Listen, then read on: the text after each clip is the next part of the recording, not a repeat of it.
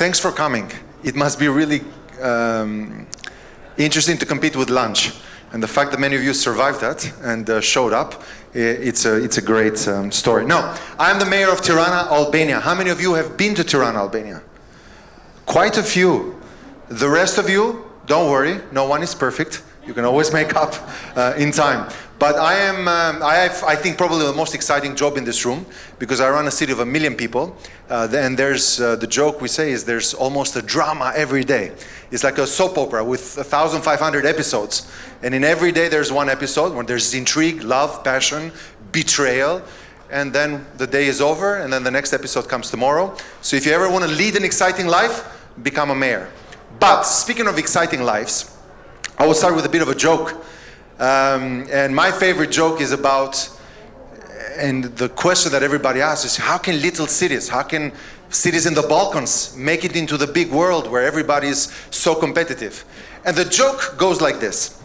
There was this one little rabbit in the forest, and he wanted to become big in life.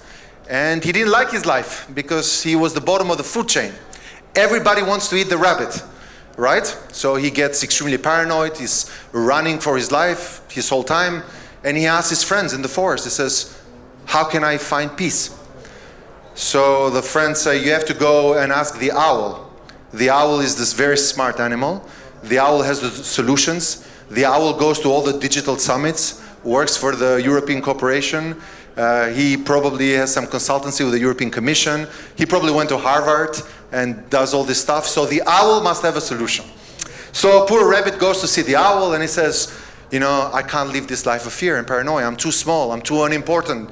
You know, how can I do these big things? And how can I live in peace? And the owl thinks very hard, and this owl says, I have a solution for you. And the solution is, you have to become a lion. Because if you become a lion, you become the kingdom, the king of the animal kingdom. No one eats the lion. You're the top of the food chain. You're the winner. The rabbit is so excited. He says, I've been waiting for this solution my whole life. And I never met an expert so smart to tell me that I need to become a lion. So he's about to go, and then he says, can I ask one follow-up question? And the owl says, of course you can ask a follow-up question. How exactly do I become a lion? And the owl says, my friend, I'm only in charge of strategic thinking, not project implementation. So, if you're a mayor, or if you work for the city, like my friend Drago does for the city of Belgrade, you're always the rabbit. You hear experts in these conferences all the time, but no one really asks the question, you know, how exactly do we become lions? Because it's sometimes about project implementations. And the people who are the experts don't necessarily have the responsibility to deliver, as does one elected official, a mayor or city councillor. So I wanted to tell you a bit about how rabbits can become lions in terms of urban planning, but also in terms of using technology. And somehow people mistake the use of technology as covering your city with smart gadgets. Sometimes it's just about smart thinking, not necessarily expensive gadgets, and maybe we can talk later about that. But this is what the view from my office looks like. This is downtown Tirana.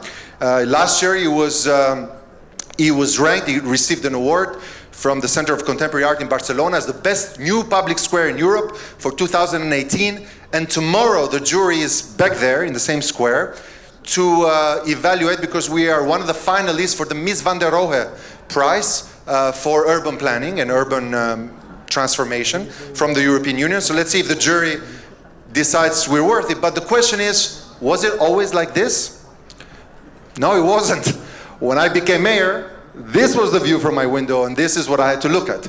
So Tirana, Albania, or as it was known, the North Korea of Europe, was a city of just 250,000 people after the fall of communism, designed by the Italians, this very famous Italian architect called Benito Mussolini. Maybe you've heard of him.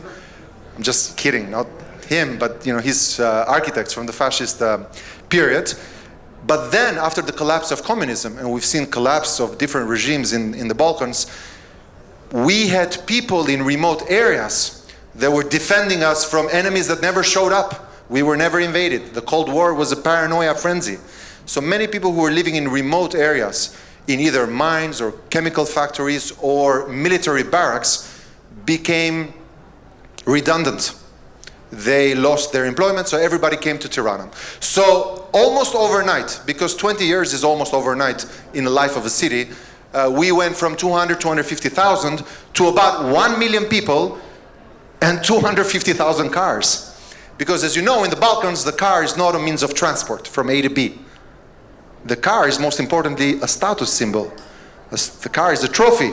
So if you came from poor Yugoslavia or poor Serbia or poor Albania, one way to show to your neighbors that you made it and you're not a poor communist anymore was to go abroad and bring a Mercedes or a Fiat or a Citroën and to basically show your trophy that you actually made it. So we went from a square where the epicenter was the statue of dictator, we went to a square where the epicenter was the new status symbol, the automobile. And the question is this urban planning and infrastructure, or does it also have to do with culture and with mentality? So when we decided to change things, we said, first, let's count this problem. And we started calculating 120,000 cars a day in the largest roundabout in the Balkans.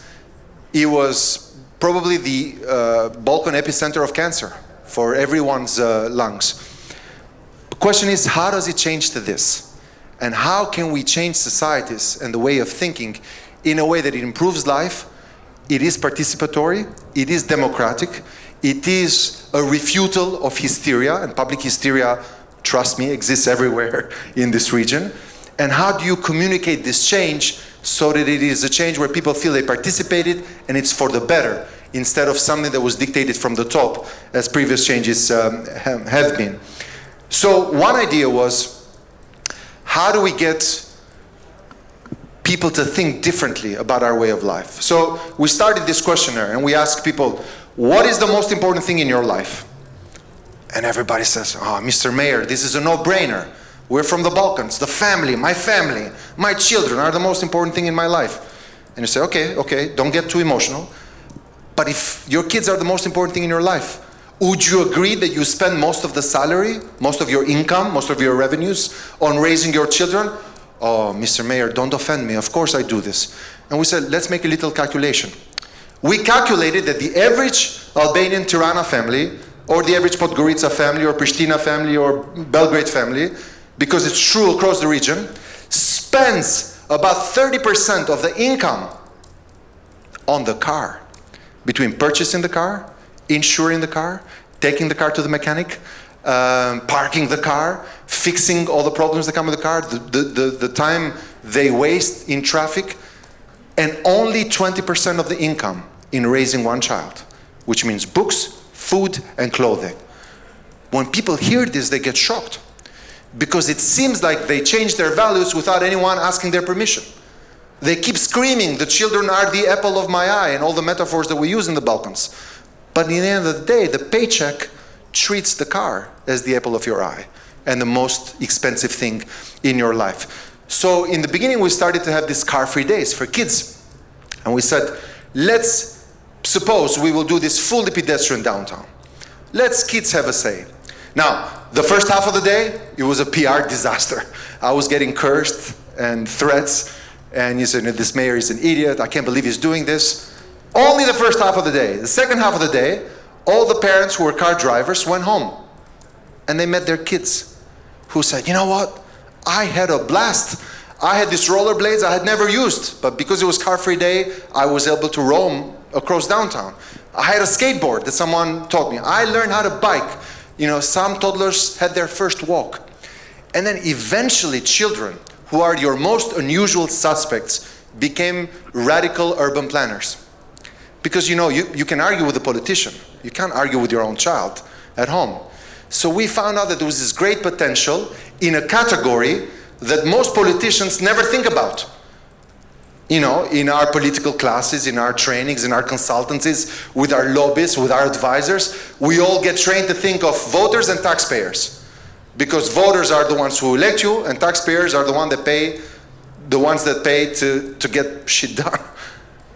But kids are neither. They don't vote, they don't pay taxes, and yet they are the most powerful force for mentality change, typically in Balkan societies. So we started with that and we said, well, look, how can then we encourage Some stuff that we see in Norway, in Oslo. You know, the first thing you can say is, oh, we're not Oslo. No, we can't get 50% of the people to drive electric. And then the question is, but why not? Why not? If we tell taxi drivers in Tirana, in Skopje, in Pristina, in Belgrade, in Podgorica, the cities, big cities have a certain number of medallions, which is the licenses to operate a taxi. You have to wait in line until someone retires because the number is fixed. But what if you expedited this and you said, the first person who comes with an electric car doesn't have to wait in line. I'll give you the license immediately. All of a sudden now, a city which was a cancer capital of Europe for pollution has half of the taxis fully electric, simply by using this gimmick. Not necessarily subsidizing, we know we're not rich countries, but simply by changing some of the ways we operate our bureaucracy, you automatically incentivize some other groups that otherwise you never know have the potential to change to the clean energy. And then we started looking at a few other things other than car-free days. Many politicians only worry about the next election. I know you're thinking the politicians in your life and what they do to get re-elected. But sometimes, maybe, especially now in this region, should we only think about the next elections? Should we also think about the next generation? And this is one of the reasons that we started mandatory biking classes at 3- and 4-year-olds. So many people say, okay, fine, with the electric vehicles, but we're not Holland. You know, no one bikes in the Balkans. Yeah, but why not? Why not? Do the Dutch bike because they are poor and they can't afford a car? No, clearly they came to the realization that it's not sustainable anymore to stuff our cities with cars, particularly for short distances. And like we said earlier, when the car is a status symbol, even if the barber or your hairdresser is 300 meters, you want to take the car because you want to show your friends that you have this really nice car. And whether it's the coffee house or whether it's the pharmacy or the bakery, the car has become sort of an adjacent part, like appendicitis to our bodies and to our life. So we said, what if we start in this young generation? And what if the habits start now? We've seen bike sales have quadrupled since we started these mandatory classes in kindergarten. Because once the kid wants a bike, then the whole family has to buy a bike because they have to chase after the kid. And all of a sudden we're seeing families embrace this. And for all the skeptics, Holland was not Holland in 1970. Groningen was the first city that started this bike revolution. At the time when the mayor did this in Groningen, he received death threats. They said they were going to kill him because he was going against the car industry. They survived the Second World War and getting the car was a symbol. And yet, it had to start with a brave decision then, and 50 years later, Holland is what Holland is today. And this is one of the most fun days when all these kids go through town and everybody stops and life stops because we see this as an investment in our future. Infrastructure also helps. Infrastructure for bikes is very cheap. You know, some people get angry and some people say, oh, but where am I going to park? We all claim in the Balkans we're democratic countries. So if we are so democratic, why does 20% of the population, which is the car owners, have to occupy 90% of the public space, which is the streets? That's undemocratic to me. That's completely disproportional. You know, I don't know how it's here, but in Albania, local taxes are the same, whether you're a bus rider, whether you're a walker, whether you're a cyclist, whether you just stay home, you don't even go out, you still pay the same property tax. So why 20% of the taxpayers have 90% of the space? And once you explain it in those terms, it really sounds undemocratic to go out of this line. And you know, with apps and bike share, it's really cool and it's really fun because now cities don't have to own the bikes. It's really stupid. The Chinese have come up with such cheap bikes and so many to throw and to waste and enough for people to steal and to destroy. Cities don't need to be bike owners. When the city of Paris spent 60 million euros, 6 years with tenders that went through court cases and a bidder that did not win and was not happy, technology had moved so far in advance, not only cities don't need to own bikes, cities don't need to even have bike stations. Because now, an app can tell you where the bike is. You unlock it with your phone, and it works perfectly well. In the beginning when we tried this, people said, but Arion, this is in the Balkans. People will steal these bikes. Well, you know, fun enough, yes, they steal some bikes. In Tirana, they vandalize and steal about 20%. In Manchester, United Kingdom, 60%. The company had to go bankrupt and had to close shop in Manchester. So maybe it's about time we think a bit higher of ourselves. Because sometimes we tend to be our worst judges. Of course, we get stereotypes from, you know, Western Europe, blah, blah, blah. But sometimes we're really harsh on ourselves. Statistics show that some of these innovative projects have much higher rates of success in the Balkans than maybe some of the countries that we aspire to. Now, I'll tell you a joke now. This is a little application, I don't know if we have it here, which was very fun. And I'll tell you how we developed it. And this is about to illustrate that sometimes smart thinking rather than smart gadgets. So we have this application called My Tirana, which is in everybody's phone. About 20,000 regular users a month out of 500,000 people that have access to it. On my first day in office, I get mail. So I'm so excited. I've been sworn in. I'm the mayor of the capital. And I say to myself, let's check out what people write to the mayor. So I open my first letter, and someone says, Mr. Mayor, I think you should know I live in so-and-so street, in so-and-so building. There's an affair going on in my building. The lady in the second floor is going with a man in the fourth floor. And I think you should know and do something about this. And I said, what am I, Iranian religious police? I'm going to go police people's lives. This is a free country. People can sleep with whoever they want. But then it dawned on me that these letters kept coming about useless information that, you know, no one cares about. So I asked my chief of staff, Anuela is here, and she's my witness. And I said, what the hell is this? You know, what kind of mail is this for the mayor? And she's with the other people in the staff, says, well, you know, Arion, you have to understand, back from the communist days, the party and the executive committee, which was then the city hall, had to know about all this stuff and people's moral behavior and their deviances if they were watching Yugoslav television or Rai in Italy with these sardine cans. So they spied on everyone who's doing something subversive and diverse. And I said, but how can we use this vice into a virtue?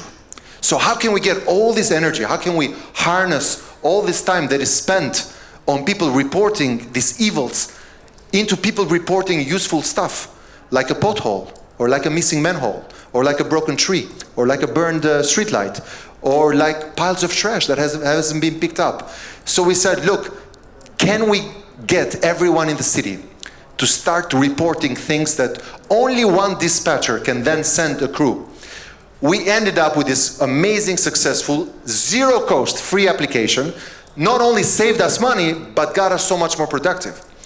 So instead of having 100 inspectors on the city payroll to go and check things, as you know, most of the time was sipping coffee, we replaced those 100 salaries with just one free open source app that everybody can use, and use all that money for investment, for people to go and fill these potholes, replace and get creative about manholes. So we went from a metal that people would steal and recycle to something that is a composite of plastic and concrete that no one can steal because it's unuseful other than being a manhole cover.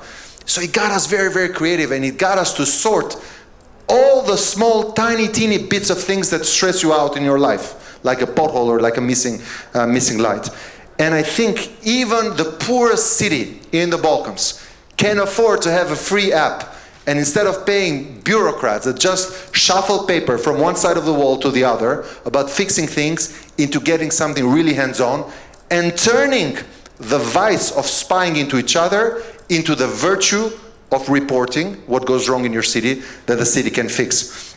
And then we started offering a few incentives. You know, one day we calculated what is the average time an Albanian person in Tirana spends waiting in line. I thought this was the coolest social experiment.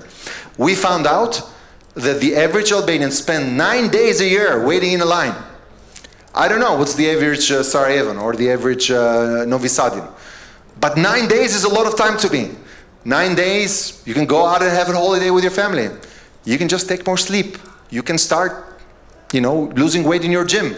There's a lot of better ways to use your 9 days than waiting in line.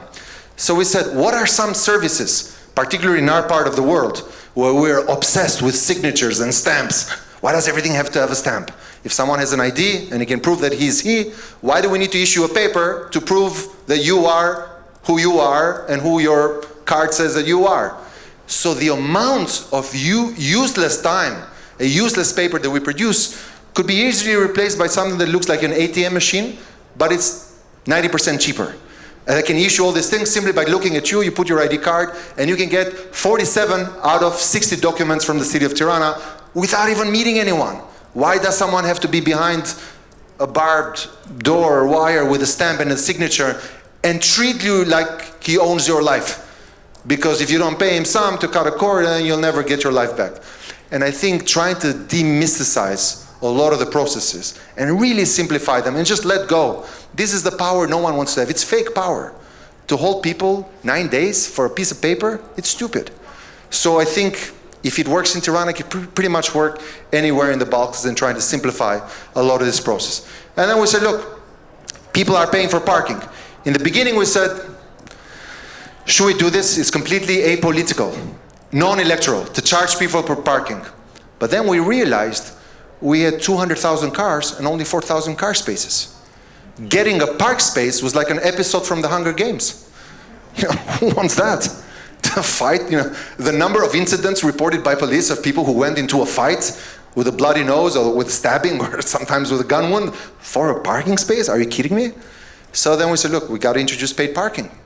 And people started a revolution. Oh, I said, you were such a nice mayor candidate when you ran for office, but now do you make us pay for parking? Parking was free. I said, wait a minute, was it free for everyone, or was it only free for the first 4,000 who took these spots at 5 a.m. and kept there for 16 hours? So then people got into the habit. And then we said, let's do something smart. We have a huge, and this is not the topic today, a huge tree planting operation. And we said, for every hour you park, through the phone, you don't even have to go to a booth. Why would you be so silly to cover your streets and your trottoirs and your sidewalks with more furniture? Our cities are already busy with a lot of stuff in the sidewalks. I'm now a young father. It's really difficult to zigzag when you're pushing a stroller for a baby. So why would you want to put another city service as a kiosk? You can pay through your phone. And people said, oh, no, it's not going to work. This is something, even in Germany, they don't do this. And I said, why not? Aren't we all about innovation? Aren't kids from the Balkans doing all these amazing things that we see outside? Why not jump and leapfrog? And I think, to conclude, or close to conclusion, one of the advantages of being disadvantaged and being a late arrival in this type of scene of the digitalization of the Balkans is that we can leapfrog. That we can go immediately to what is the latest technology, to what is the stuff that works easiest, fastest, and more efficient, and also more democratic. And I think we should see ourselves not only as latecomers, but also as the people who can take most advantage of what is already out there. And then, this is the iconic pyramid of Tirana. It doesn't look like this now, but it will look like this next year when you come for the Digital Summit in Tirana, which was happy. I heard from my good friend Mylinda Bregu, who deserves a round of applause for having organized all this amazing stuff. But next year we will be hosting you here in Tirana. Now, what is this building? Why is there a pyramid and this is not Egypt? Well, it was a crazy idea at the time, looking and being inspired by Moscow and Ho Chi Minh City and a few other places where they keep their leaders in a mausoleum. We wanted to build a mausoleum for the most psychotic dictator of the Balkans, Enver Hoxha. Clearly it failed, but so failed the building. So we have sort of this amazing piece of real estate in the heart of the city that's completely defunct. So we said, let's not only look west, can we look into our neighborhood to see what works to encourage young people to code? It's great for people to speak English and Italian and German and French, but can they speak PHP and Scratch and Java and all those other new languages? So we looked at this great concept in Yerevan, called the Tumo Center. And the Tumo Center was founded by the guy who also founded Reddit, so an American Armenian, and it was a creative course for young kids out of school to just take coding, animation, virtual reality, augmented reality, design, filmmaking, all these creative classes. So we decided to work with the Tumo Center and turn the mausoleum of Enver Hoxha, which, you know, stood against capitalism. He's probably rolling in his grave now as we try to reshape this building. We invited some of the finest architects from the Netherlands, the NVRDV, Vinnie Maas, and the whole group from Rotterdam, to reshape this into the largest Balkan school for IT learning and the creative industries. And I think the American phrase, you have to put your money where your mouth is. So if you're constantly talking about IT and digitalization and startups, then also it has to show in your budget. Because otherwise it's just talk, talk, talk, and all the private operators are doing amazing things, and all the government operators are falling way behind. So this is conceptualized, we'll start building next month, as an open source, committed to not only teaching these courses, but also connecting to startups and some of the leading IT operators and industry operators in the region. Now, this is what it will look when it's over. But to conclude, I'll conclude with another joke. You know, the difference between commitment and involvement is like the breakfast of ham and eggs. The eggs are involved, the chicken are involved, but the pigs are committed because they have their own skin in the table. So the question is, are you only involved or are you committed? Because if you're involved, this is for you just another seminar and just another workshop and just another fair. If you're committed, a piece of your skin, like the pig's ham, has to be on the table. So if you're a government operator or representative, where is your budget? What are you going to do about this environment and how to promote this creativity? If you're in the private sector, are you only boosting your income and looking at your Excel sheet and your balance books, or are you also investing in a young population that needs these resources and this access? And I am excited. We've been talking with Marlinda and the RCC about an opportunity to get cities more networked. Everything I shared about today is open source. Easily any other city can use them. And something that your city is using, we can use them. It's a pity that we do so much with cities in Italy and hardly with any city in Serbia. We're doing so much with any city in Germany, but hardly with any city in Macedonia or in Bosnia and so on. So I look very forward to maybe starting a conversation now that can develop into a true, genuine learning platform for cities in the Balkans. And I think cities more and more, nation states are important. Even in today's summit, nation states get upset about whose name gets mentioned, whose flag goes there, who signed for who, what's the title, are you this or are you that? But cities don't have these complexes.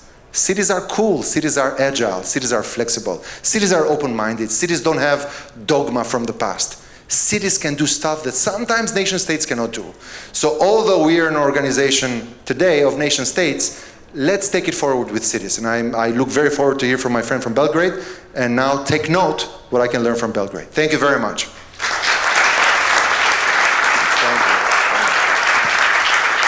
Thank you, Mayor. Sad ćemo...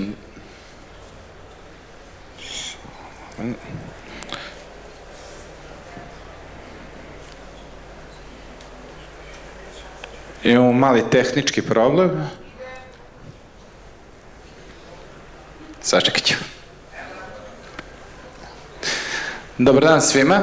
Ja sam Petronijević Dragomir, član veća Skupštine grada Beograda i danas ćemo govoriti o tome šta to Beograd ima, šta to u Beogradu novo implementiramo i šta ćemo to raditi kada je Smart City u pitanju u gradu Beogradu. Evo, na početku ove prezentacije vidite novi projekat Beograd na vodi koji se trenutno gradi u gradu Beogradu. I ovo su prve kule koje su izgrađene u njemu. Izvinjam se. Sad se vratim. Šta je to uopšte Smart City? I šta podrazumevamo pod tim Smart City? Mi smo to podelili u 3 grupe. Ako sagledamo ceo problem Smart City i sve to šta treba da uradimo da olakšamo naš život našim sugrađanima na prvom mestu, a to je ekonomski razvoj, društveni razvoj i životna sredina. Ekonomski razvoj, naravno, treba da pravimo uslove da naši sugrađani lakše i brže zarađuju novac. Društveni razvoj, važno nam je bezbednost naših sugrađana i generalno našeg grada i životna sredina. Mi ovu planetu i ovaj grad pozajmljujemo od budućih generacija, a ne ostavljamo im ga. Često čujemo, kažemo, mi ostavljamo nešto budućim generacijama. Ne, mi pozajmljujemo i ovu planetu, i ovu državu, i ovaj grad upravo od budućih generacija. I ako podelimo tako, vidimo da su nam nove tehnologije nešto što je važno da bi uopšte razvili naš grad i našu državu. I na mnoštvo stvari smo radili, gledali smo kako to možemo, na primjer, društveni razvoj da pokrenemo kroz Smart City, sam koncept. Prvo je obrazovanje. Obrazovanje je važno, lakše se dolazi do informacija, naši mladi mogu da slušaju najbolje svetske predavače upravo s pomoć modernih tehnologija i s pomoć toga što ih integrišemo i povezujemo. Druga stvar je, kad pričamo o društvenom razvoju, upravo bezbednost. Bezbednost je važna, zato smo mnoštvo kamera implementirali u saradnji sa Ministarstvom unutrašnjih poslova u gradu Beogradu. Mnogo trgova smo upravo bezbedili na ovaj način. Prvo i osnovno je borba protiv terorizma, što znate da je problem 21. veka u celom svetu, a drugo je sama bezbednost građana na javnim skupovima, okupljanjima, proslavama Nove godine. Mnoštvo dobrih stvari se dešava u gradu Beogradu i po tome smo poznati. Samo u prošloj godini smo imali 2.400.000 noćenja u gradu Beogradu, što je za 16% više iz godine u godinu. Taj broj je sve veći i veći. Postajemo prepoznatljivi kao najbolja turistička destinacija od glavnih gradova u ovom delu Evrope. Na to smo ponosni, na tome radimo. Životna sredina, opet da se ne vraćam na početak, čuvamo ovaj grad i pozajmljujemo ga od budućih generacija, zato pokrećemo i LED rasvetu, gde je ušteda električne energije, gde imamo uštedu električne energije i čuvamo našu životnu sredinu, štedimo novac, a opet ostavljamo mogućnost i za mnoštvo inovacije, za novu infrastrukturu i mrežu koju moramo napraviti u gradu Beogradu. I sada ćemo, i imamo, na primjer, pametnu karticu. Šta znači pametna kartica? To je koncept koji želimo da pokrenemo u gradu Beogradu. Ona će verovatno biti aplikacija. Pregovaramo sa kompanijama, gde ćete na jednom mestu, sada trenutno imamo program Infostana, gde vi možete sve račune platiti kroz objedinjeni račun naplate. Ali ovde ćete na jednom mestu moći da platite ne samo svoje račune, moćete da rezervišete restoran, moćete da rezervišete i ocenjujete majstora. U završnoj smo fazi i nadam se da u narednim mesecima ćemo upravo izaći sa ovim proizvodom, konceptom pred naše sugrađane i do kraja ove godine se nadamo da ćemo ga imati. Upravo i biblioteke, znači ceo naš program, sve što imamo u gradu Beogradu imat ćemo na jednom mestu dostupno našim sugrađanima. Parking, kao i u Tirani i u Beogradu, veliki problem, grad od 2 miliona ljudi, statusni simbol i dalje je automobil na celom Balkanu i koliko god se mi trudili, pravili biciklističke staze, promovisali pešaka kao prioritet u gradu Beogradu, parking prostor je nešto na čemu moramo raditi. Ovo ima jedno zanimljivo istraživanje. 30% saobraćaja u centru grada su ljudi koji traže parking. Šta je naše rešenje i s čim smo krenuli da radimo? Upravo postavljanjem Smart City tehnologije na našu već postojeću infrastrukturu, viđenjem svih tačaka gde su slobodna parking mesta, već to imate kada prelazite beogradske mostove, možete videti one table gde piše u kojoj ulici i u kojoj garaži ima koliko parking mesta. Na opštini Vračar smo implementirali u većem delu opštine Vračar ovaj sistem i nastavljamo sa njim.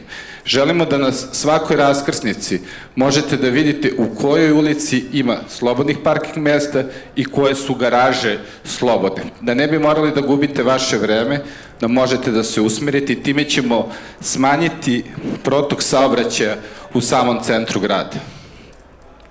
O LED rasveti ne moram mnogo govoriti, na tome radimo, to je intencija svih razvijenih gradova u svetu, zaštita životne sredine, ušteda energije i novca, ali na prvom mestu zaštita životne sredine. Manje će biti zagađenja i sa tim to je nešto čime se bori ceo svet, samim tim i Beograd. Električni punjači, videli smo da ih ima i Tirana i mi ih implementiramo sve više i više. Imamo ih u garaži na Obilićevom vencu, oni će biti po svim većim gradskim trgovima, radimo sa partnerima iz Narodne Republike Kine na ugovoru za proizvodnju električnih autobusa, nadamo se i borimo se za to da će i električni automobili u budućnosti se praviti u Republici Srbiji, a za to pravimo infrastrukturu, mislimo da je to budućnost i jedan od načina i za čuvanje životne sredine, ali i za razvoj naše ekonomije. Kao što znate, borimo se i da Volkswagen dođe u Srbiju, samim tim i mnoštvo drugih proizvođača upravo iz automobilske industrije i to je naša strategija. Saobraćaj u Beogradu, pomenuo sam 2 miliona ljudi, veliki problem, pogotovo kada su rekonstrukcije, ali šta smo mi uradili? Mi smo već implementirali sistem koji je trenutno u test fazi, koji je integrisao sve semafore u gradu Beogradu i sve veće raskrsnice. Ovim sistemom ćemo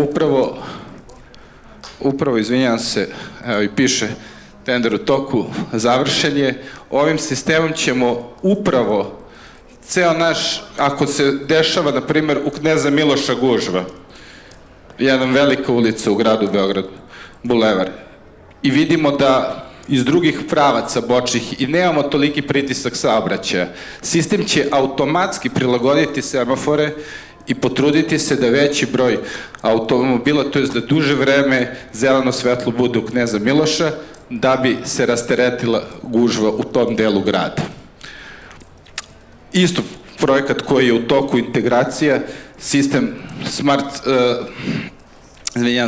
video nadzora u gradu Beogradu, na prvom mestu bezbednost, pokazalo se da smo sistemom video nadzora oko beogradskih škola smanjili broj krivičnih dela oko tih škola, narkodilera protiv kojih se borimo, a bili su uglavnom u policijskim akcijama i po izveštajima upravo u blizini škola hapšeni, nalaženi kako diluju drogu, se drastično smanjio. Sada nastavljamo, naravno i vrtići su nam pod nadzorom, još mali broj škola u Beogradu, manje od 5%, nije pod video nadzorom, tako da do kraja ove godine će biti sve. Važnost kod ovog sistema je što je on direktno integrisan sa MUP-om na određenoj opštini. Time MUP može brže da reaguje kada se u blizini škola ili oko škola dešava neki pokušaj krivičnog dela ili ako se nešto sumnjivo dešava, mogu brzo da reaguju i bezbednost naše dece i omladine nam je na prvom mestu i sa ovim projektom na njemu nastavljamo da insistiramo. Pametna edukacija, kao što smo rekli, opremamo naše škole iz godine u godinu sa što više, prvo naravno infrastrukturom, računarima, tabletima i gledamo da im na što lakši način, što više informacija, naravno u saradnji sa Ministarstvom obrazovanja i naučno-tehnološkog razvoja, da im dajemo što više informacija, da ih povezujemo sa uspešnim preduzetnicima. Projekat Akademija preduzetništva će od ove godine biti implementiran u svim srednjim stručnim školama, gde ćemo upravo ljude iz privrede povezivati sa učeničkim kompanijama i kroz realne primere pokušati da im pomognemo da njihove ideje sprovedu u delo. Mnoštvo problema smo imali sa time da se pojavi neka ideja dobra, ona se prezentuje, ne bude prepoznata, ode na neko takmičenje u zapadnoj Evropi, dobije novac i postane patent neke druge države. Trudimo se upravo i kroz ovaj sistem, ali kroz direktno povezivanje sa fondovima, finansijerima i samim fondovima države, upravo zadržavamo mlade ljude u Beogradu i Srbiji. Upravljanje otpadom je važan isto sistem, zato smo deo naših kontejnera u gradu Beogradu već Wi-Fi povezali sa našim kamionima koji odnose smeće.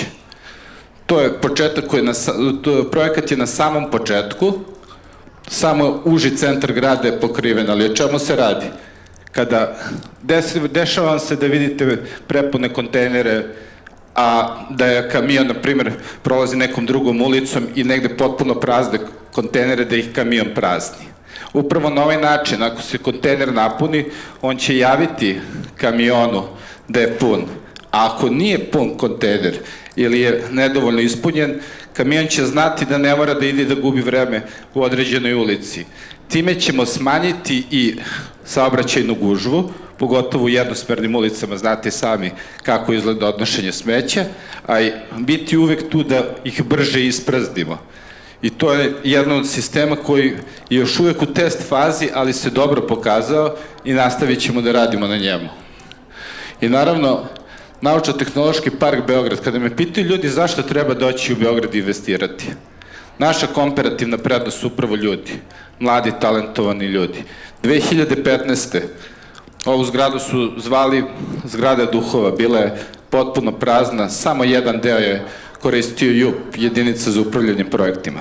Danas, 71 kompanija, preko 700 IT inženjera. U prošloj godini zaradili 20 miliona evra. To je samo jedna od hubova u gradu Beogradu, ima ih još puno, kao inovativnih kompanija. Ti mladi ljudi su zaradili preko 20 miliona evra, u 2017. 16,4 miliona evra. Upravo sistemom sa jasno definisanim pravilima trudimo se da ih zadržimo u Beogradu i Srbiji i ovo je nešto s čim smo krenuli. Sledeći projekat, Stara šećerana, 11.500 kvadrata, radimo na tome, pregovaramo s Vladom Republike Srbije, uskoro ćemo i tamo otvarati prostor upravo za nove hubove. Imamo i stari industrijski kompleks u Rakovici, mnoštvo ideje na kojima ćemo raditi, jer ono što želimo je da pravimo uslove da mladi talentovani ljudi dolaze ovde, a i oni koji su otišli u inostranstvo, napravili svoju karijeru, da imaju gde da se vrate i investiraju svoje znanje i svoj novac. Hvala svima.